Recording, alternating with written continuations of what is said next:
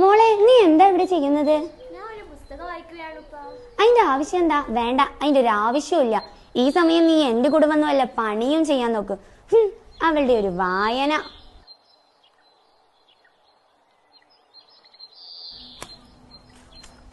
എനിക്കാണോ? നിങ്ങളുടെ പേരെന്താണ്? നീ ഇപ്പൊ എന്തിനാ എന്റെ പേരറിയുന്നത്? ഒരു കത്തുണ്ട്, നിങ്ങൾക്കാണെന്ന് അറിയാനാ. എനിക്ക് പിന്നെ അത് ആദ്യം അങ്ങ് പറഞ്ഞൂടെ? എന്റെ പേര് മുഹമ്മദ് ഗഫൂർ.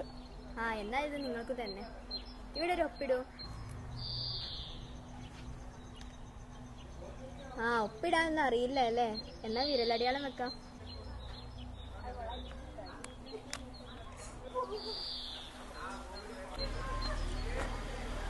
ഇതിലെന്തായിരിക്കും?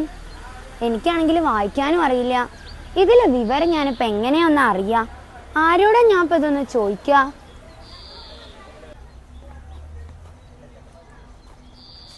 ഇതൊന്ന് വായിച്ചു തരൂ എനിക്ക്.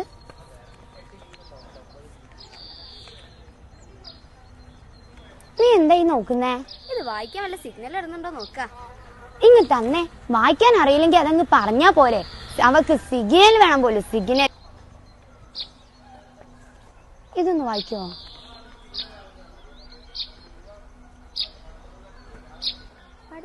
ഒന്നും മനസ്സിലാവുന്നില്ലല്ലോ. എനിക്ക് എഴുതാനും വായിക്കാനും അറിയില്ലെന്ന് ഇയാളെ ഞാൻ എങ്ങനെ പറഞ്ഞ് മനസ്സിലാക്കും? എടി ഹിബ, നിനക്കും ഇതിൽ എന്താന്ന് വായിച്ചു പറഞ്ഞുതരാൻ അറിയില്ലേ?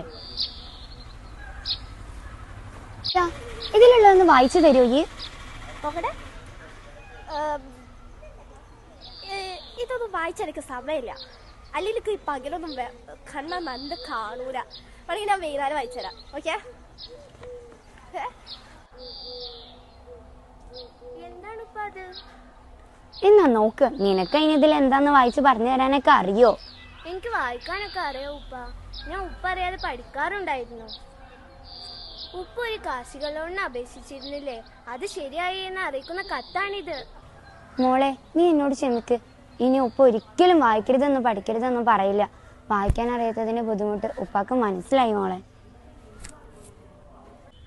ഇനിയെങ്കിലും മക്കളെ നന്നായി പഠിപ്പിക്ക്. വിദ്യാഭ്യാസത്തിന്റെ വില എത്രയാണെന്ന് മനസ്സിലായില്ലേ? അതെ, എനിക്ക് മനസ്സിലായി. ഇനി ഞാൻ ആരോടും വായിക്കരുതെന്നും പഠിക്കരുതെന്നും ഒന്നും പറയില്ല. വിദ്യയാണ് സമ്പത്ത്, വിദ്യയാണ് മഹാധനം.